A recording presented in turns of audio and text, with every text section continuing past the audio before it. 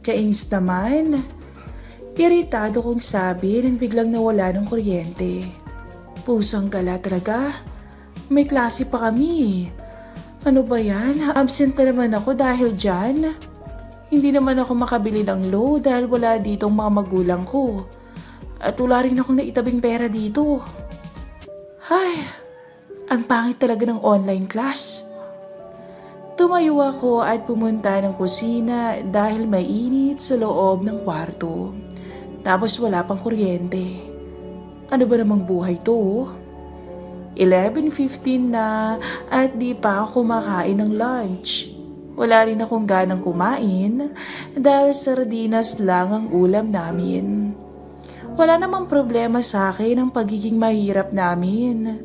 Ngunit hindi lang talaga ako mahilig sa sardinas. Okay pa ako sa tuyo eh. Kunot na kunot ang noo ko ng sobra-sobra ang init na nararamdaman ko sa katawan ko. Ay, magpalit muna ako ng damit. Naghanap ako ng santo para presko naman kahit papano. Ayaw na ayaw kong pinagpapawisan ako. Malas naman. Anong oras babalik yung kuryente? Tiningnan ko ang itsura ko sa salamin. Ritaw ang tinatago kong kalusugan sa harapan dahil wala akong suot na panloob at mahigpit ang kapit sa akin ng sando. Ngunit presko pa rin naman sa pakiramdam. Well, I don't really care kung wala akong suot na undies. Lahat naman ng babae may iintindihan ang sitwasyon ko ngayon na hindi talaga komportable magsuot ng pangloob pag nasa bahay lang. At isa pa, ako lang naman na nandito sa bahay no. Mamaya pa uuwi ang mga magulang ko. Tinali ko ang buhok ko upang mas makaramdam ng kapreskuhan. Napangiti ako nang makita ang aking collarbone. Ang sexy talaga para sa akin kapag kita ang collarbone. Lumabas ulit ako ng kwarto at nag-free data na lang sa Messenger kahit wala naman akong ka-chat. Maganda at sexy naman ako pero ayoko lang talaga munang makipag-chat sa mga lalaki. Napatigil ako sa ginagawa nang may matanggap akong text galing sa isang delivery company. J&T. Tangina, ano to? Bulong ko. May in-order ba ako sa Shopee? Hype na yan. Sure ba? Hala, oo nga pala. May in-order nga pala akong phone cases. Shit. Nalimutan ko na may order pala ako. Ang tagal kasing dumating ng parcel na yan eh. Ayan tuloy nakalimutan ko na. Anong gagawin ko? Wala pa naman akong pera dito. Huwag ko na lang kayang sagutin pag tumawag si kuyang taga-deliver. Pero baka mareklamo pa ako pag hindi ako nagbayad. Ano nang gagawin ko? I'm just 19 and still a student. Dahil lang ba sa order ko sa Shopee na hindi ko mabayaran ay makukulong ako? Medyo nagpapanik na ako at pabalik-balik akong palakad-lakad sa aming sala. Iniisip ko kung papaano ko mareresolba ang problemang to. Pinagpawisan ako ng matindi dahil sa kaba. Wala akong pera sa wallet at wala ring iniwan na pera sina mama. Kahit sa altar, wala kaming naitabing pera. Ano nang gagawin ko ngayon? Natigilan ako nang mag-ring ang phone ko from unknown number. Naku, ito na. Tumatawag na sa akin. Hello po? Mahinhin kong bati. Hi ma'am, J&T Delivery po. Nasa labas na po ako ng bahay niyo ma'am. Napalunok ako at dumungaw sa pintuan. Oh my gosh, nasa labas na nga siya. Sige po, wait lang. Ma'am, pwede po bang makiinom ng tubig? Kanina pa po kasi ako umiikot-ikot eh. OMG, daanin ko na lang kaya sa bait at makiutang?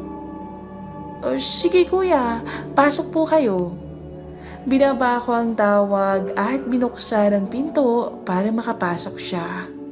Mukha yata akong kinakabahan si itsura ko dahil hindi ako makangiti ng maayos. Hello po ma'am. Nakangiti niyang body at ngumiti rin ako ng bahagya. Hello po. Tuloy po kayo kuya. Nilapag niya ang malaki niyang bag sa sahig at tinanggal niya rin ang suot niyang helmet.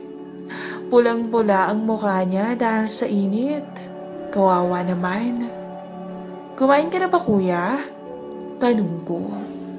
Napatingin siya sa akin at bumaba ang tingin niya sa aking suot. Ha? Okay na po ako sa tubig ma'am. Sagot niya at tinaasan ko siya ng kilay. Sigurado ka? Opo ma'am. Anya at umiwas ng tingin. Tumango na lang ako. Saglit lang, kukuha muna ako ng tubig. At tumalikod ako para pumunta ang kusina. Weird. Nararamdaman ko ang titig niya sa akin kahit nakatalikod ako sa kanya. At isa pa, may kakaiba akong nararamdaman sa paraan ng tingin na binibigay niya sa akin. Natigilan ako saglit nang maalala na wala nga pala akong suot na panloob sa aking hinaharap. Agad na nag-init ang buong mukha ko dahil sa naisip. Ano ba yan? Ang malas-malas ko talaga ngayong araw na to. Nung umuulan siguro ng kahihiyan, nasa labas yata ako ng bahay noon at sinalo lahat ng opportunity na mapahiya. Napailing ako ng bahagya at nagkunwaring inosente. Kailangan ko nang paalisin tong si kuya dahil mukhang busog na ang mga mata niya kakatingin sa akin eh. Pero paano ko din gagawin yun? Wala nga akong pambayad. Humarap ako, dala-dala ang basong may laman na tubig. Tiningnan ko siya at tuliro siya habang nagkakalkal sa loob ng bag niya. Mukhang wala siya sa sarili at hindi niya ata mismo alam ang hinahanap niya sa loob ng bag niya. Kuya, eto na yung tubig. Abot ko. Salamat po ma'am. Sabi niya nang hindi nakatingin sa akin, ngunit kinuha ang baso mula sa akin. Nasa gilid ang tingin niya habang umiinom ng tubig. Ilag na ilag sa akin. Siguro dahil na rin sa suot ko, ayos din tong si kuya. Napangiti ako nang makitang naubos niya ang basong punong-puno ng tubig. Uhaw na uhaw ah. Siguro naiinitan to dahil sa pagkatakam niya sa akin. Gusto kong matawa sa iniisip ko. Well, boys are boys, ika nga. Ma'am, saglit lang po, hahanapin ko lang po yung parcel niyo.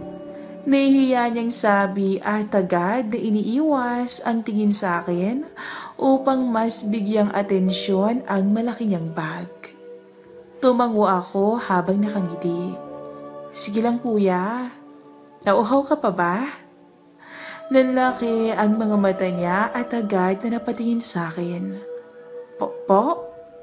Matipid niyang sagot at ngumisi ako. Sabi ko, nauuhaw ka pa ba? Baka naiinitan ka kasi. Pawis na pawis ka oh. Pasensya ka na ha. Brown out kasi sa amin. Pagpapakyut ko sa kanya. Sa hindi ko malamang dahilan ay parang nag-e-enjoy akong asarin siya. Hindi naman po siguro yun ang dahilan kung bakit ako pinagpapawisan. Mahinang sambit niya. Nagkunwari akong nagulat at sinabing, Oh my, talaga kuya? Kung ganoon, ano pong dahilan kung bakit kayo pinagpapawisan ngayon? Ayos rin tong si kuya. Bakit hindi na lang niya aminin na gandang-ganda siya sa akin? At takam na takam. Kaya halos lumuwa ng mga mata niya kakatingin sa katawan ko kanina. Ha? Dahil po kanina pa po kasi ako nasa labas at naghahatid ng parcel. Medyo nagpapanik niyang sagot. Ganun ba? Maraming beses siyang tumango, ngunit naaabutan ko ang malilikot niyang mga mata na bumababa ang tingin sa aking maputi at makinis na hita. Hindi ko siya masisisi, maiksing short lang yung suot ko eh. Huli ka balbon. Nakita kong umayos siya ng upo at may kung anong inayos sa gitna ng pantalon niya. Palihim akong napangiti. Tumahimik siya at yumuko upang hanapin muli ang order ko. Sumandal naman ako sa cabinet at umupo roon. Nasa gitna namin ang bag niya at litaw na litaw ang legs ko. Nakita kong medyo natigilan siya nang mapansin ang presensya ko sa harapan niya. Ngunit nagpatuloy pa rin siya sa paghahanap. Kuya, kanina ka pa dyan ah. Hindi mo ba mahanap yung order ko? Kanina andito po yun mami. Siguro nasa ilalim lang. Kuya, pwede bang hindi ko muna tanggapin yung order ko? Inangat niya ang tingin niya. Saglit na napatingin siya sa legs ko, ngunit tiningnan niya ulit ako sa mata. Bakit po ma'am? Umiwas ako ng tingin at medyo yumuko para makita niya ang kalusugan ng harapan ko. Wala kasi akong pambayad eh. Nasundan ko ang mga mata niya at nakita kong napatingin siya sa aking pagkakayaw. Napalunok pa siya at tila hindi niya narinig ang sinabi ko dahil masyado siyang distracted sa akin. Ito ang naisip ko na paraan dahil mukhang kanina pa siya naaakit sa akin. Ito ang gagamitin kong strategy upang makatakas. Aakitin ko siya upang mapagbigyan niya ako sa gusto ko. Ang nais ko ay umalis siya ngayon at bumalik na lang bukas upang makapaghanda ako ng bayad. Wala po kayong pera dyan? Sinuklay ko ang buhok ko gamit ang mga daliri ko. Wala po eh. Nagastos ko na po kasi yung pera ko nung isang araw at nalimutan kong may order pa pala akong paparating. Gusto ko nga pong bumili ng load dahil brownout ngunit wala na akong pera. Wala rin kasing naiwang pera yung magulang ko bago umalis eh. Pwede po bang bumalik na lang kayo bukas? Umigting ang panga niya. Naku, hindi po pwede yan mami. Medyo naging seryoso ang boses at ang itsura niya. Nakahalata na kaya siya? Naku po, makaireklamo na ako nito dahil hindi ako makabayad. Masyadong matalim ang iginawad niyang tingin sa akin kaya umiwas ako ng tingin. Umayos na rin ako ng upo at baka hindi na rin siya natutuwa sa akin. Lagot ka Erika, paano mo tatakasan to? Pero, ma'am, pwede ko naman po kayong tulungan eh. Mabilis akong napatingin sa kanya at agad akong napangiti. Seryoso po? Ngumiti siya at tumayo. Unti-unting napawi ang ngiti ko nang maglakad siya papalapit sa akin at tumigil sa harapan ko. Nabigla na lang ako at natulala nang maramdaman ang kanyang kamay na dumapo sa akin. Dahan-dahan niyang binukas ang mga hita ko at nilagay ang sarili niya sa gitna. Napapikit ako nang maramdaman ang bukol sa loob ng pantalon niya. Pwede mo namang bayaran sa ibang paraan, ma'am. Bulong niya sa tenga ko at hinalikan niya ako sa pisngi.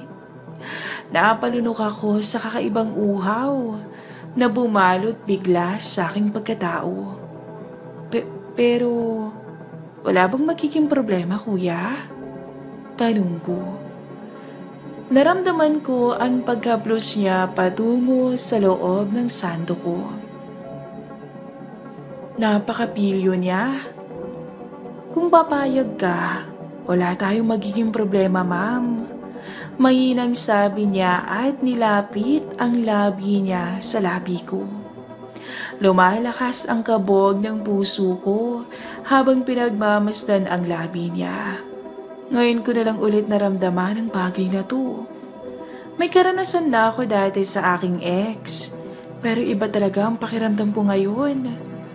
Maangkin ba ako ng isang lalaking hindi ko naman kilala? At dito pa mismo sa bahay namin. Ay, bahala na nga. Ilang metro na lang ang layo ng mga bibig namin. At kapag mas nilapit ko pa ang sarili ko, ay nangangahulugan na yun na pumapayag ako sa gusto niya.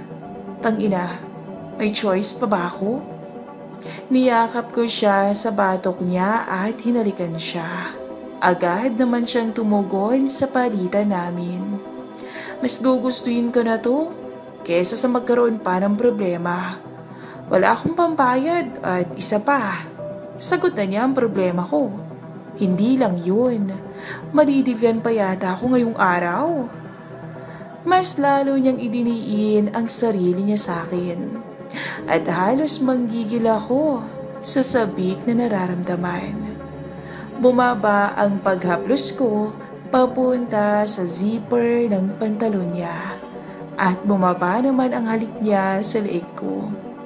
Ibinaba ko ang suot niyang pantalon kasama ang boxer niya kaya lumitaw sa harap ko ang pinagmamalaki niya. Napakagatlabi na lang ako sa aking nasilayan. Unti-unti niyang inalis ang aking mga suot at wala siyang itinira ni isa. Kaya nasilayan niya agad ang lahat sa akin. Hinila niya ako mula sa pagkakaupo sa kabinet upang maupo ako sa dulo nito. Binukas niya ang mga binti ko at sa puntong yun, unti-unti niya akong inangkin ng buo. Pareho kaming napapikit nang maramdaman namin ang pag-isa naming dalawa. Mahigpit ang kapit niya sa dalawang hita ko habang nagpapakasasa ng lubusan sa aking kagandahan. Narinig ko rin ang ingay ng kabinet dahil sa tindi ng panggigigil namin ni Kuya Delivery Boy. Kuya, baka naman marinig tayo ng kapitbahay. Bulong ko habang hinihingal dahil sa matinding alapaap na tinatahak. Walang problema. Bulong niya rin sa akin at binuhat niya ako, tsaka idiniin sa pader, tsaka itinaas ang isa kong binti para muling mapadpad sa rurok. Sa puntong yun, wala na kaming pakialam kung sobrang ingay ng kabinet. Ang importante ay matugunan namin ang pangangailangan naming dalawa. Para akong mababaliw at halos mapatingala ko sa tindi ng tinatamasa na ngayon ko lang nakamit sa isang lalaki. Hindi naglaon ay tuluyang humupa ang nararamdaman naming uhaw para sa isa't isa. Pareho kaming hingal dahil sa nangyari. Naramdaman ko na lang na hinalikan niya ako sa noo ko. Napakaswerte ko naman. Sambit niya at inabot sa akin ang mga damit ko. Napangiti ako at sabay kaming nag-ayos ng sarili. Grabe ang experience na yon kay Kuya Delivery. Sa isip-isip ko. Nakangiti kaming dalawa habang inaabot niya sa akin ang order kong phone cases. Inaamin ko. Masayang-masaya ako dahil sa namagitan sa amin. Hindi ko to malilimutan dahil si Kuya na mismo ang nagbayad sa order ko. Sariling pera na lang daw niya ang gagamitin. Hindi lang yun. Nakaisa pa ako kay Kuya bago siya umalis. Kinindatan ko siya habang kumakaway. Paalis na siya ng bahay namin at syempre, pareho kaming satisfied sa naganap na yon. Salamat Mama, nakangisi pa niyang sabi. Ngumiti rin ako. Babalik ka Kuya, Sabi ko sa kanya sabay flying kiss ko sa kanya. Humalakhak ito ng tawa at tumangu-tango. Kainis naman. Iritado kong sabi nang biglang nawala ng kuryente. Pusang gala talaga. May klase pa kami. Ano ba yan? Absent na naman ako dahil dyan. Hindi naman ako makabili ng load dahil wala ditong mga magulang ko. At wala rin akong naitabing pera dito. Ay, ang pangit talaga ng online class. Tumayo ako at pumunta ng kusina dahil mainit sa loob ng kwarto. Tapos wala pang kuryente. Ano ba namang buhay to? 11:15 na at di pa ako kumakain ng lunch. Wala rin akong ganang kumain dahil sardinas lang ang ulam namin. Wala namang problema sa akin ang pagiging mahirap namin. Ngunit hindi lang talaga ako mahilig sa sardinas. Okay pa ako sa tuyo eh. Kunot na kunot ang noo ko ng sobra-sobra ang init na nararamdaman ko sa katawan ko. Ay, magpalit muna ako ng damit. Naghanap ako ng sando para presko naman kahit papano. Ayaw na ayaw kong pinagpapawisan ako. Malas naman. Anong oras babalik yung kuryente? Tiningnan ko ang itsura ko sa salamin.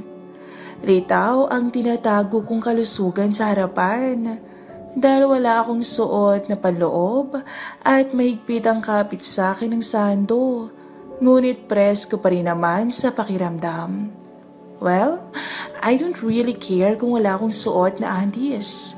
Lahat naman ng babae may iintindihan ang sitwasyon ko ngayon na hindi talaga komportable magsuot ng pangloob pag nasa bahay lang. At isa pa, ako lang naman na nandito sa bahay no. Mamaya pa uuwi ang mga magulang ko. Tinali ko ang buhok ko upang mas makaramdam ng kapreskuhan. Napangiti ako nang makita ang aking collarbone. Ang sexy talaga para sa akin kapag kita ang collarbone. Lumabas ulit ako ng kwarto at nag-free data na lang sa Messenger kahit wala naman akong ka-chat. Maganda at sexy naman ako pero ayoko lang talaga munang makipag-chat sa mga lalaki. Napatigil ako sa ginagawa nang may matanggap akong text galing sa isang delivery company. J&T. Tangina, ano to? Bulong ko. May in-order ba ako sa Shopee? Hype na yan. Sure ba? Hala, oo nga pala. May in-order nga pala akong phone cases. Shit. Nalimutan ko na may order pala ako. Ang tagal kasing dumating ng parcel na yan eh. Ayan tuloy, nakalimutan ko na. Anong gagawin ko? Wala pa naman akong pera dito. Huwag ko na lang kayang sagutin pag tumawag si kuyang taga-deliver. Pero baka mareklamo pa ako pag hindi ako nagbayad. Ano nang gagawin ko? I'm just 19 and still a student. Dahil lang ba sa order ko sa Shopee na hindi ko mabayaran ay makukulong ako? Medyo nagpapanik na ako at pabalik-balik akong palakad-lakad sa aming sala. Iniisip ko kung papaano ko mareresolba ang problemang to. Pinagpawisan ako ng matindi dahil sa kaba. Wala akong pera sa wallet at wala ring iniwan na pera sina mama. Kahit sa altar, wala kaming naitabing pera. Ano nang gagawin ko ngayon? Natigilan ako nang mag-ring ang phone ko from unknown number. Naku, ito na. Tumatawag na sa akin. Hello po? Mahinhin kong bati. Hi ma'am, J&T Delivery po. Nasa labas na po ako ng bahay niyo ma'am. Napalunok ako at dumungaw sa pintuan. Oh my gosh, nasa labas na nga siya. Sige po, wait lang. Ma'am, pwede po bang makiinom ng tubig? Kanina pa po kasi ako umiikot-ikot eh. OMG, daanin ko na lang kaya sa bait at makiutang? Sige kuya, pasok po kayo. Binaba ko ang tawag at binuksan ang pinto para makapasok siya. Mukha yata akong kinakabahan sa itsura ko dahil hindi ako makangiti ng maayos. Hello po ma'am. Nakangiti niyang body at ngumiti rin ako ng bahagya. Hello po. Tuloy po kayo kuya. Nilapag niya ang malaki niyang bag sa sahig at tinanggal niya rin ang suot niyang helmet. Pulang-pula ang mukha niya dahil sa init. Kawawa naman. Kumain ka na ba kuya? Tanong ko. Napatingin siya sa akin at bumaba ang tingin niya sa aking suot. Ha? Okay na po ako sa tubig ma'am. Sagot niya at tinaasan ko siya ng kilay. Sigurado ka? Opo ma'am. Anya at umiwas ng tingin. Tumango na lang ako. Saglit lang, kukuha muna ako ng tubig. At tumalikod ako para pumunta ang kusina. Weird. Nararamdaman ko ang titig niya sa akin kahit nakatalikod ako sa kanya. At isa pa, may kakaiba akong nararamdaman sa paraan ng tingin na binibigay niya sa akin. Natigilan ako saglit nang maalala na wala nga pala akong suot na panloob sa aking hinaharap. Agad na nag-init ang buong mukha ko dahil sa naisip. Ano ba yan? Ang malas-malas ko talaga ngayong araw na to. Nung umuulan siguro ng kahihiyan, nasa labas yata ako ng bahay noon at sinalo lahat ng opportunity na mapahiya. Napailing ako ng bahagya at nagkunwaring inosente. Kailangan ko nang paalisin tong si kuya dahil mukhang busog na ang mga mata niya kakatingin sa akin eh. Pero paano ko din gagawin yun? Wala nga akong pambayad. Humarap ako, dala-dala ang basong may laman na tubig. Tiningnan ko siya at tuliro siya habang nagkakalkal sa loob ng bag niya. Mukhang wala siya sa sarili at hindi niya ata mismo alam ang hinahanap niya sa loob ng bag niya. Kuya, eto na yung tubig. Abot ko. Salamat po ma'am. Sabi niya nang hindi nakatingin sa akin, ngunit kinuha ang baso mula sa akin. Nasa gilid ang tingin niya habang umiinom ng tubig. Ilag na ilag sa akin. Siguro dahil na rin sa suot ko, ayos din tong si kuya. Napangiti ako nang makitang naubos niya ang basong punong-puno ng tubig. Uhaw na uhaw ah. Siguro naiinitan to dahil sa pagkatakam niya sa akin. Gusto kong matawa sa iniisip ko. Well, boys are boys, ika nga. Ma'am, saglit lang po, hahanapin ko lang po yung parcel niyo. Nahihiya niyang sabi at agad na iniiwas ang tingin sa akin upang mas bigyang atensyon ang malaki niyang bag. Tumango ako habang nakangiti.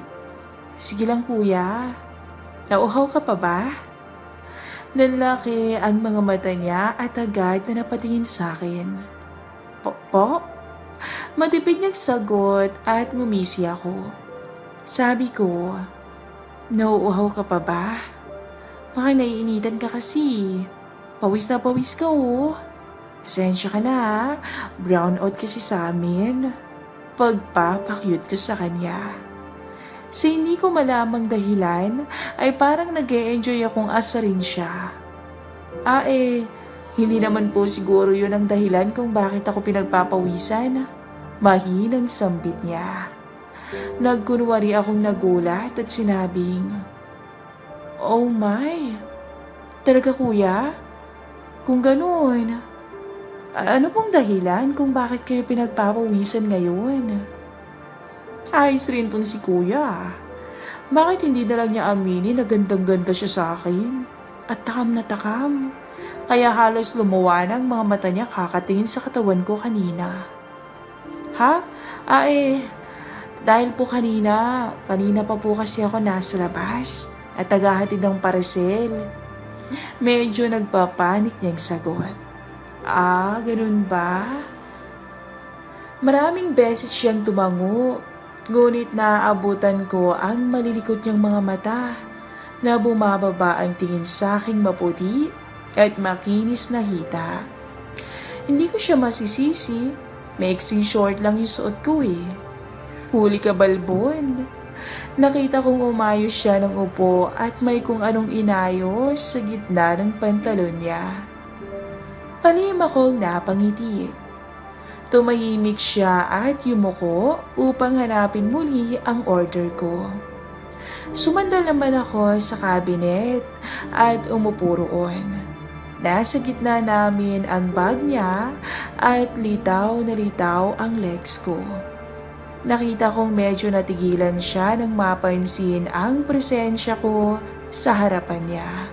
Ngunit nagpatuloy pa rin siya sa paghahanap. Kuya, kanina ka pa dyan ah. Hindi mo ba mahanap yung order ko? Kanina andito po yun mami. Siguro nasa ilalim lang. Kuya, pwede bang hindi ko muna tanggapin yung order ko? Inangat niya ang tingin niya. Saglit na napatingin siya sa legs ko, ngunit tiningnan niya ulit ako sa mata. Bakit po ma'am? Umiwas ako ng tingin at medyo yumuko para makita niya ang kalusugan ng harapan ko. Wala kasi akong pambayad eh. Nasundan ko ang mga mata niya at nakita kong napatingin siya sa aking pagkakaya ko. Napalunok pa siya at tila hindi niya narinig ang sinabi ko dahil masyado siyang distracted sa akin. Ito ang naisip ko na paraan dahil mukhang kanina pa siya naaakit sa akin. Ito ang gagamitin kong strategy upang makatakas. Aakitin ko siya upang mapagbigyan niya ako sa gusto ko. Ang nais ko ay umalis siya ngayon at bumalik na lang bukas upang makapaghanda ako ng bayad. Wala po kayong pera dyan? Sinuklay ko